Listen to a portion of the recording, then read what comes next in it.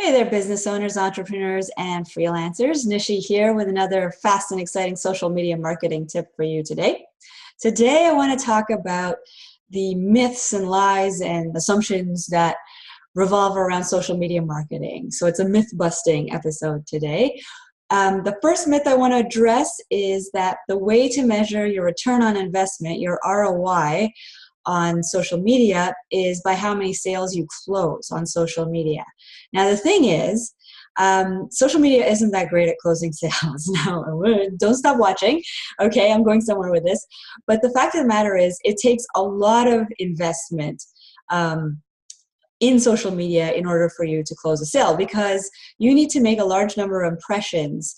That means people have to see your posts many times, they have to engage, they have to comment, like, share a lot of times before they're going to buy from you, whether it's your product or your service.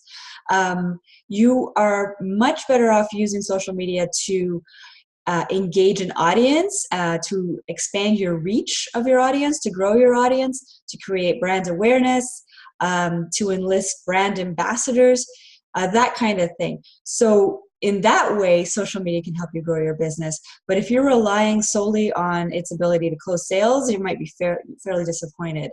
That said, the next myth I want to address is that social media marketing replaces email campaigning. It does not, okay? Actually, social media works in tandem with email blasting. Because once you get into someone's email inbox, then you can make a lot of impressions very easily without investing too much, because you have their email address, and that's when you can close the sale over time. So email and social media work together. They don't work exclusively. One's not better than the other. You want to use social media to expand your reach and get a big audience and engage that audience, but then you want to use email to close that sale. So they work together in that way. The third myth I want to address is that social media marketing replaces networking, in-person networking specifically. It does not. But just like I was saying before with the email, social media greatly enhances in-person networking. It can help facilitate meetings. It can help you follow up on meetings. It kind of fills a space in between these person-to-person meetings if you don't have enough time to go out every week for coffee with somebody new.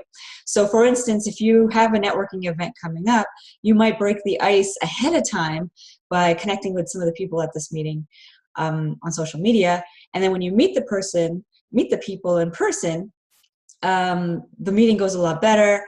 You have built some rapport with each other. You already kind of know each other from social media. And then after the meeting, the most important part of networking is following up. So after meeting, you have an easy way of following up with them by staying in touch on social media. You still want to meet with them in person from time to time, but social media will fill in those gaps a lot easier than it would have if you weren't engaging with each other on social media.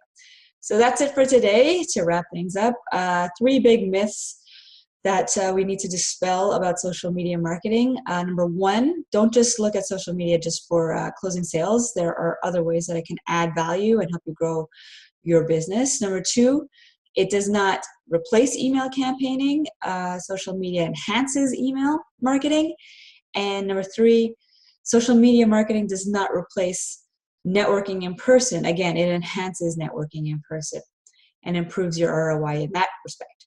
So that's it for today. I hope you found that useful. If you did, please subscribe. I put out a new video and a new article on my blog every week. Until next week, take care.